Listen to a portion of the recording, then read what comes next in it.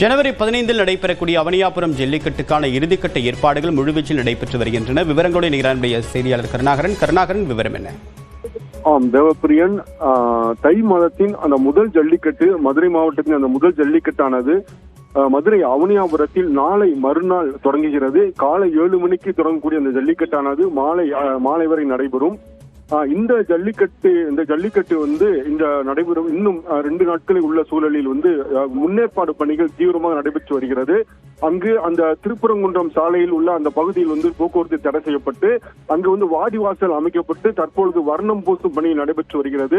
மேலும் 2 புறங்களிலும், அதாவது ஜல்லிக்கட்டு நடைபெறும் அந்த பகுதியிலிருந்து காலை வெளியே செல்லும் பகுதி வரை 2 புறங்களும் 10 அடி உயரத்திற்கு தடுப்புகள் அமைக்கப்பட்டு இரும்பு கம்பி தடுப்புகள் அமைக்கப்பட்டு வருகிறது. அதே போன்று அந்த வாடிவாசலுக்கு பின்புறம் காளைகள் மருத்துவ பரிசோதனை முடித்த பிறகு வரிசையாக வரும் வகையில் 1 கிலோமீட்டர் தொலைவிற்கு தடுப்புகள் அமைக்கப்பட்டு இறுதிக்கட்ட பணிகள் நடைபெற்று வருகிறது.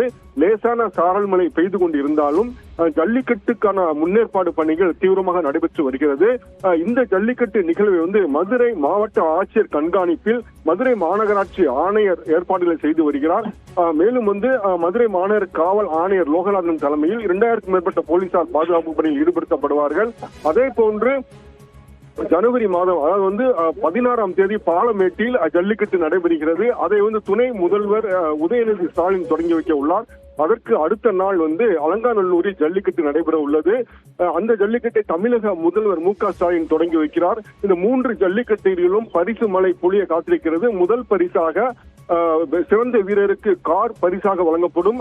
சிறந்த நின்று விளையாடும் காளைக்கு அதன் உரிமையாளருக்கு டிராக்டர் பரிசாக வழங்கப்படுகிறது. மேலும் ஒவ்வொரு பிடிபடாத காளை மற்றும் காளையை தழுவிய வீரர் ஆகியோருக்கும் பரிசுகள், தங்க நாணயம் உள்ளிட்ட பரிசுகள் காத்துக் கொண்டிருக்கின்றன.